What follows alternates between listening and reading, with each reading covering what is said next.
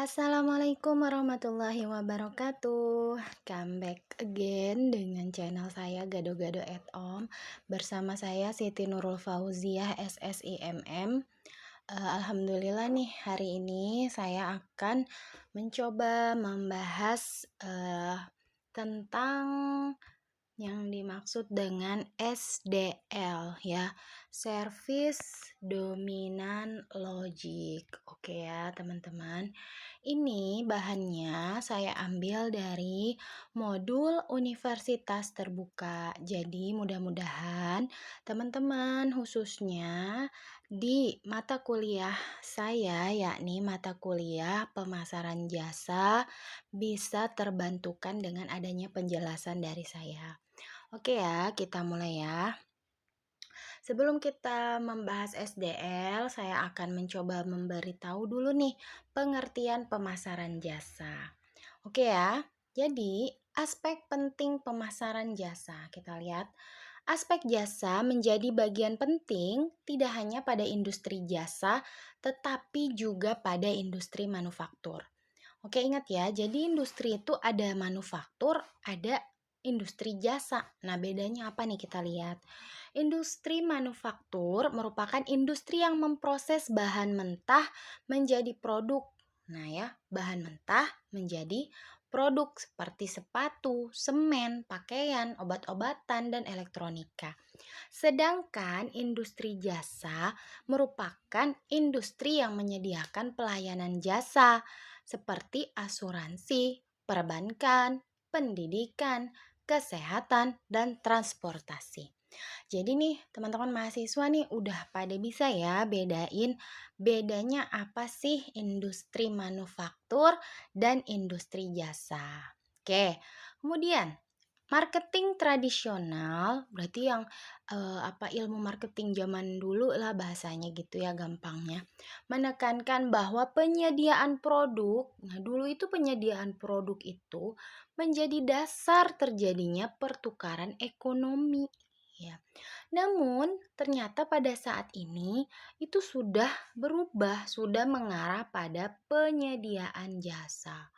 Oke, berarti sudah ada pergeseran ya.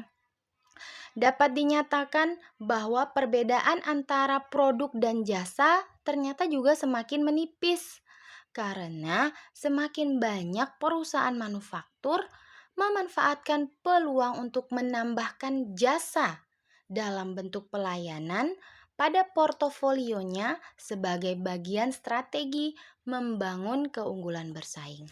Wah, jadi dirasa-rasa nih ternyata produk sama jasa nih sekarang kok bedanya kok tipis ya.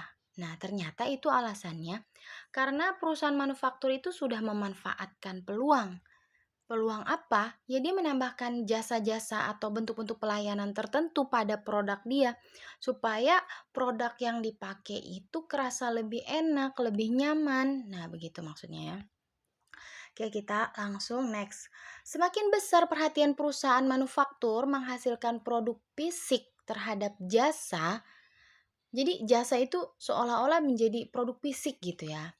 Tapi ini perusahaannya perusahaan manufaktur.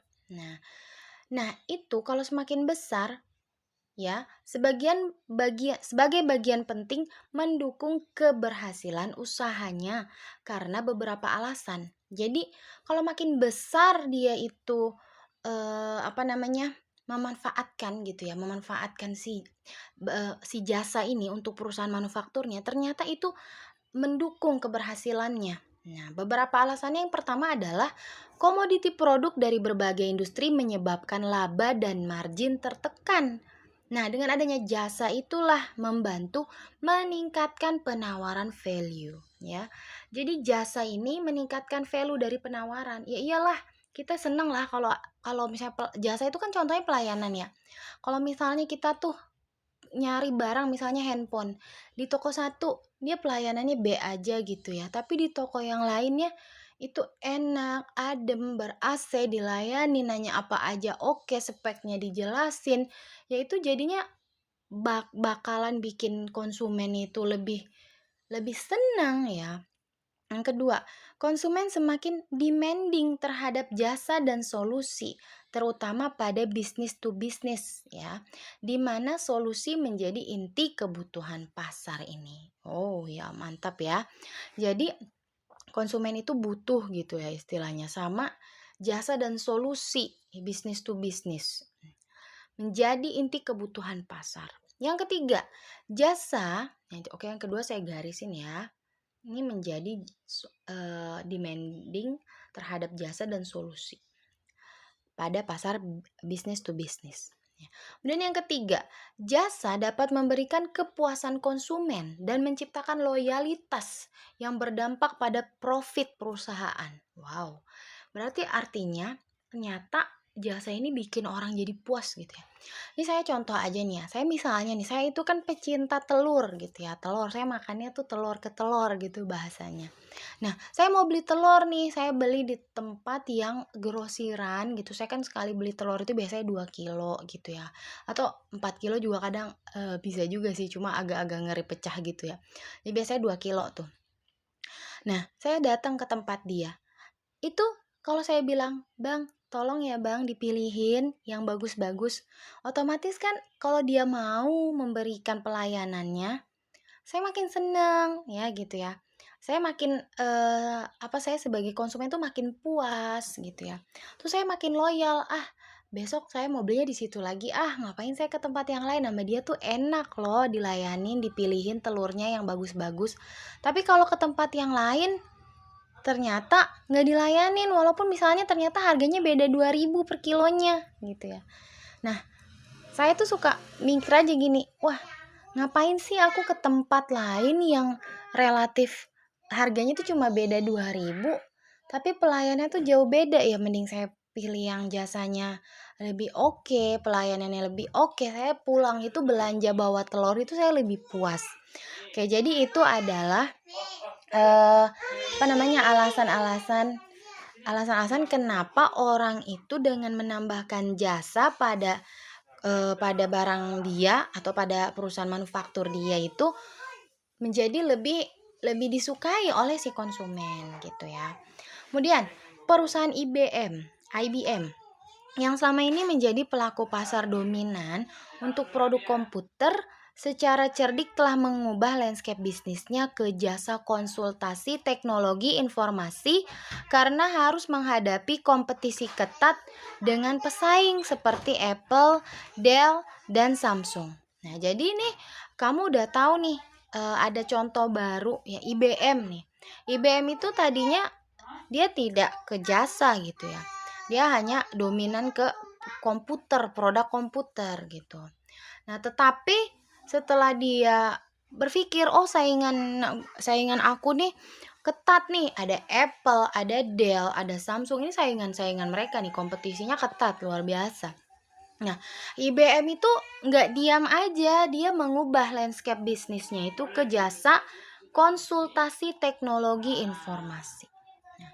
Reposisi konsep bisnis IBM pada bisnis jasa ini membuat IBM tetap bertahan ya. Jadi dengan adanya penambahan jasa itu ternyata luar biasa dampaknya ya. Mereka jadi tetap bertahan sebagai perusahaan besar yang saat ini mengalami pertumbuhan pesat. Oke, itu ya penjelasannya. Kemudian ini ada kasus ya IBM, reposisi bisnis IBM. Nah, di sini teman-teman universitas terbuka ataupun teman-teman yang menonton video saya bisa melihat nih, apa sih yang dilakukan oleh IBM untuk reposisi bisnisnya itu sehingga dia bisa tetap bertahan dengan pesaing yang luar biasa. Nah, kita lihat di sini IBM menawarkan jasa reparasi dan pemeliharaan untuk peralatan, jasa konsultasi informasi teknologi atau IT, jasa pelatihan, aplikasi e-commerce, dan desain web. Ya, jadi dia jasa-jasa yang ditawarkan ini luar biasa tentunya ya. Menarik perhatian konsumen untuk tetap menggunakan IBM. Gitu ya. Untuk dapat memberikan penawaran jasa, jasa berkualitas, karyawan IBM melakukan beberapa hal penting seperti identifikasi masalah, analisis, mengadakan pertemuan dengan klien, tindak lanjut, dan pelaporan serta pendampingan. Ya. Jadi ini memang sepertinya melakukan hal yang ribet gitu ya, tapi ternyata itu loh yang bikin dia tetap bertahan gitu.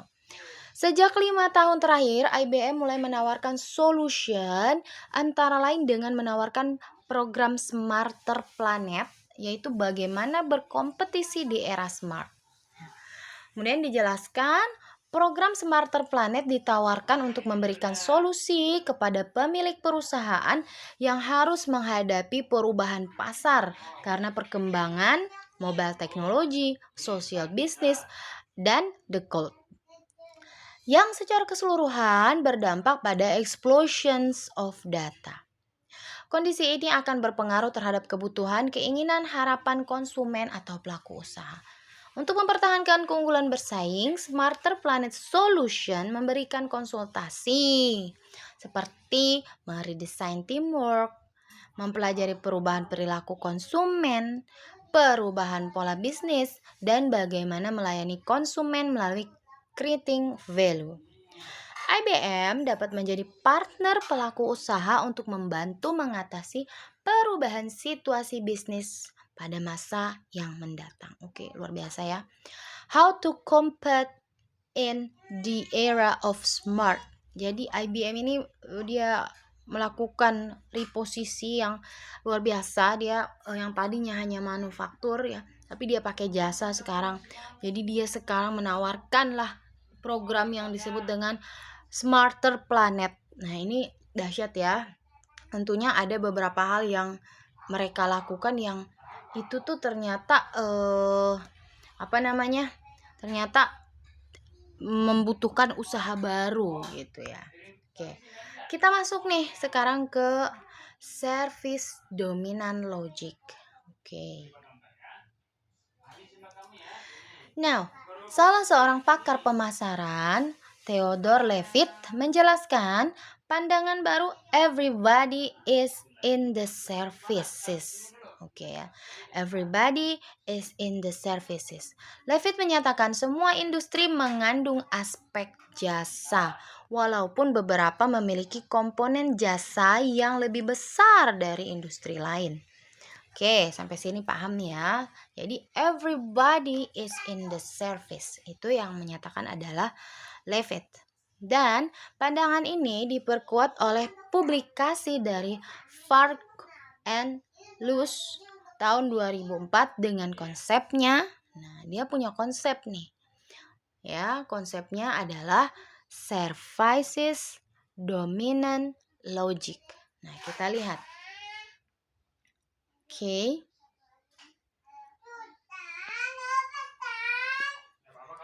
Next. Ya, saya rekamannya di rumah ya, jadi suara anak saya kadang-kadang kedengeran gitu ya. Namanya bocil, mereka masih suka berantem-berantem gitu deh. Anak saya ada 3 ya. Jadi yang nomor 1 udah sekolah. Nggak nanya ya, tapi saya jelasin aja nih biar mudah-mudahan kalian maklum gitu ya. Yang kedua itu sama yang ketiga belum TK ya. Jadi jaraknya itu cuma beda setahun.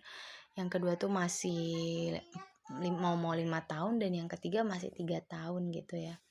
3 tahun pas gitulah. Mau 3 tahun dikit lagi gitu.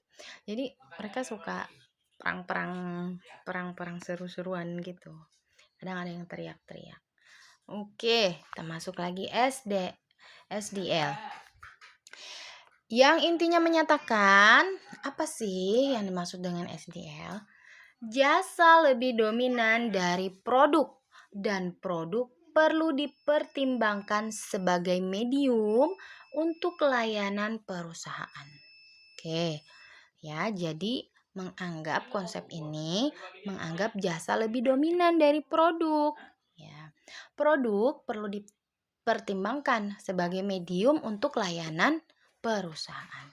Oke, semua perusahaan berada dalam bisnis penyediaan jasa. Isu sentral dari munculnya pandangan tersebut adalah perlu adanya pergeseran dari perspektif pada perusahaan ke perspektif pada konsumen. Jadi di sini kita tahu ya bahwa perspektif konsumen itu lebih diutamakan daripada perspektif si perusahaan ya dengan SDL ini. Kemudian perusahaan harus menjadi organisasi pembelajaran terus-menerus. Nah, ini ya kita tahu pembelajaran terus-menerus itu wajib ya oleh si perusahaan. Karena kan perkembangan bisnis itu jalan terus ya.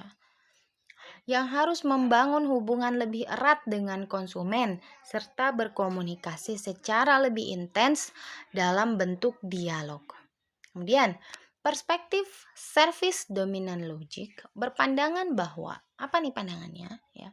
Konsumen yang selama ini pasif saat ini dapat menjadi pemain aktif yang bersama-sama perusahaan dapat menciptakan nilai bersama atau co-creation value ya.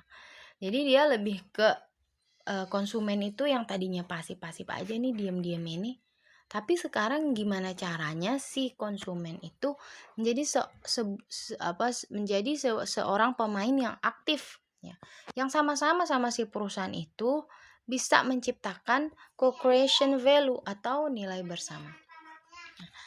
Apa itu co-creation value? Nah, co-creation value ya itu diperkenalkan oleh Prahalad dan Ramaswamy tahun 2004 yang menekankan perlunya melibatkan konsumen dalam menciptakan nilai ya.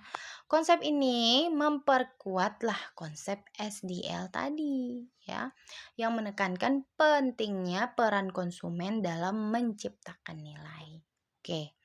Kemudian ada lagi seseorang pakar yang bernama Suhadi bahwa yang namanya proses penciptaan nilai itu tergantung pada dua kondisi ya.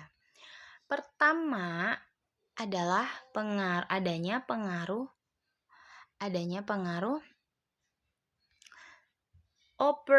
operant resources, yaitu superioritas dari kualitas jasa atau manfaat si produk.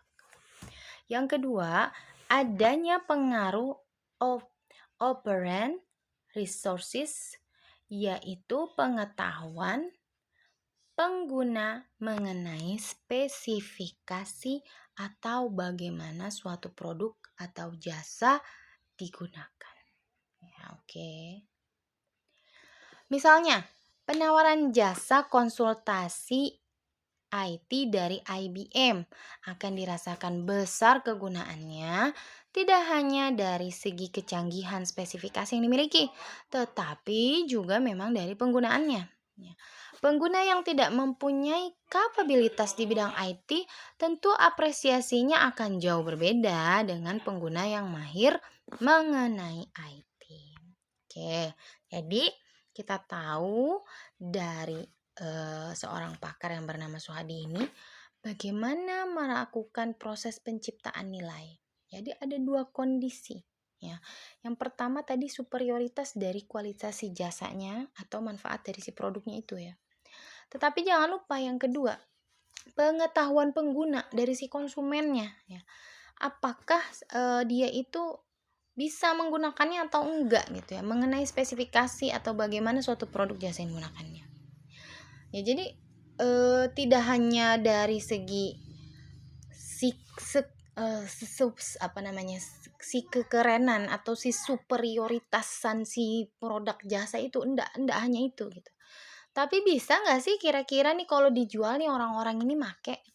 Kalau bisa dua-duanya, barulah proses penciptaan nilai itu tercapai. Oke, kemudian pada tahun 2012 majalah SWA melakukan penelitian mengenai konsumunitas untuk menguji sejauh mana keterlibatan komunitas dalam melakukan co-creation value bersama perusahaan atau produsen. Nah, ternyata mereka melakukan penelitian nih. Interaksi antara perusahaan karyawan maksudnya perusahaan itu adalah si karyawan, dan konsumen menyebabkan terjadinya sharing pengetahuan. Sharing pengetahuan ini tidak hanya terjadi antara sesama anggota komunitas, tetapi juga antara anggota komunitas dan karyawan perusahaan. Nah, ternyata dengan adanya interaksi tersebut meningkatkan komitmen ya, engaging proses yang berlanjut pada proses edukasi informal seperti saling menceritakan pengalaman. Itu semua akan menghasilkan peningkatan kapasitas ya. Sebentar.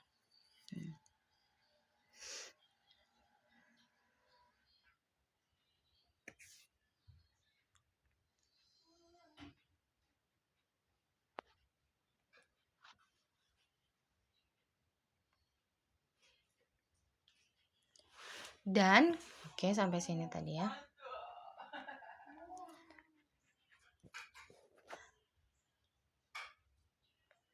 Sharing pengetahuan tadi itu ya, tidak hanya terjadi antara sesama komunitas, tetapi juga antara anggota komunitas dan karyawan perusahaan. Nah, peningkatan kapasitas karyawan dan konsumen akan menghasilkan terjadinya co-creation value yang berdampak pada solidaritas komunitas. Oke, kita lihat gambarnya nih. Ya. Ini dilakukan pada tahun 2013 Februari. Majalah SWA. Ya, jadi company operate resource, co-creations of value, customer operate research, solidarity community. Ini semua ya, lihat panahnya. Nah, dari mulai solidity community, kesolidan dari si komunitas ya. Itu ya akan mengarah pada company operant resource dan customer operant research ya. Tadi yang dua hal yang membentuk si value itu. Barulah terjadi si value ini. Co-creations of value. Jadi tadi kan kita tahu nih di sini ya. Nih.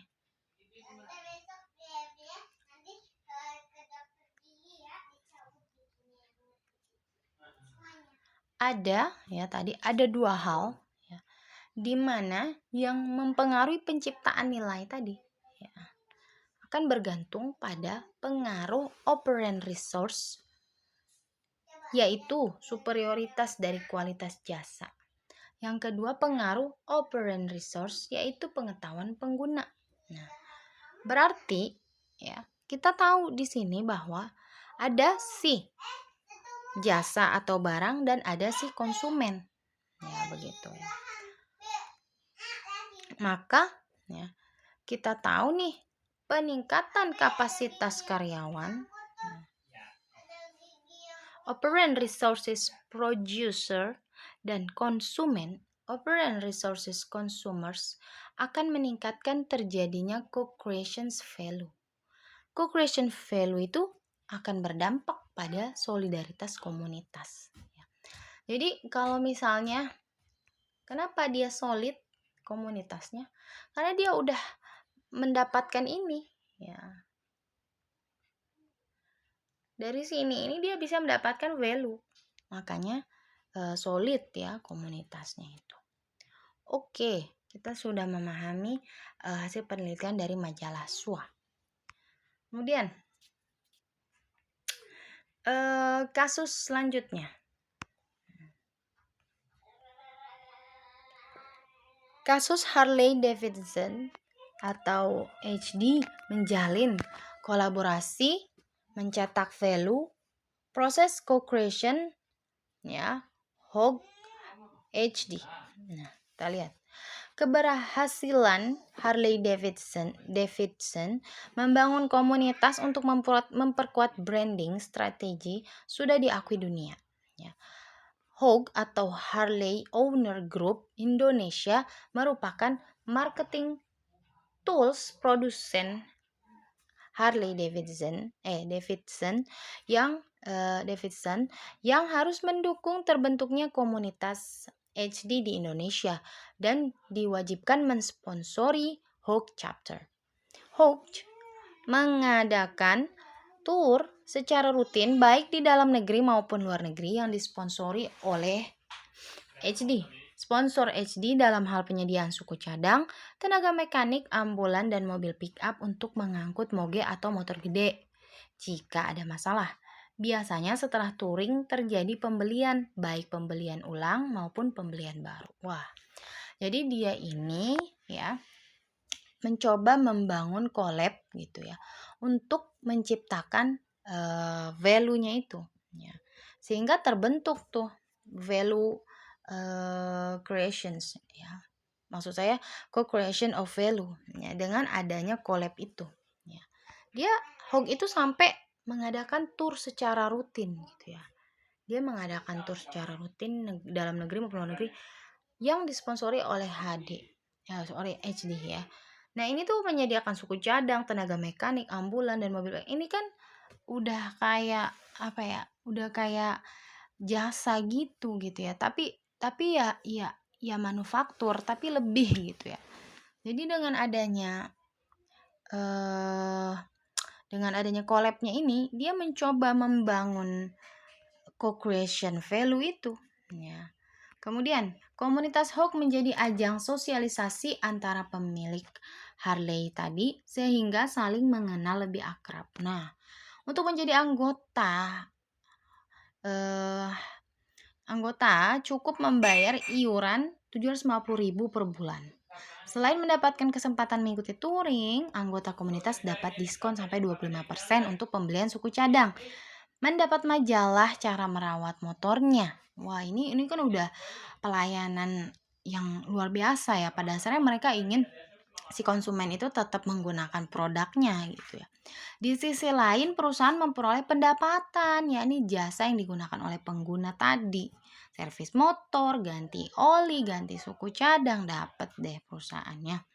Nah, strategi membangun komunitas HD pada intinya dapat menunjukkan bahwa kerjasama saling menguntungkan antara perusahaan dan komunitas. Mendorong juga terbentuknya value yang wujudnya bisa berupa produk, jasa, atau perbaikan layanan. Hasilnya, co-creations bisa bermanfaat tentunya bagi si komunitasnya maupun si perusahaannya. Wah, seperti itu ya. Kemudian, itu tadi ya, teman-teman kan udah dapet tuh tentang SDL ya.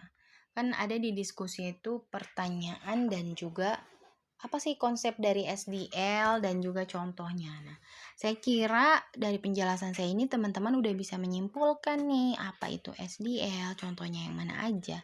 Bahkan teman-teman jangan segan atau jangan malas gitu lah ya untuk membuka sumber literasi lainnya gitu ya. Biar teman-teman jawabannya itu lebih kuat, lebih ilmiah. Oke, mudah-mudahan video ini bermanfaat untuk semuanya, especially untuk saya sendiri ya. Salahnya itu datangnya dari saya ya. Kalau ada kesalahan silahkan, kalau mau dikomentari ada kesalahan boleh-boleh aja di bawah. Ataupun ada yang ingin di sharing-sharing di bawah boleh. Kalau saya ada kesempatan insya Allah saya respon begitu ya. Jawab diskusinya dengan baik dan benar, tetap semangat. Dan jangan lupa untuk subscribe channel saya. Thank you very much. Assalamualaikum warahmatullahi wabarakatuh.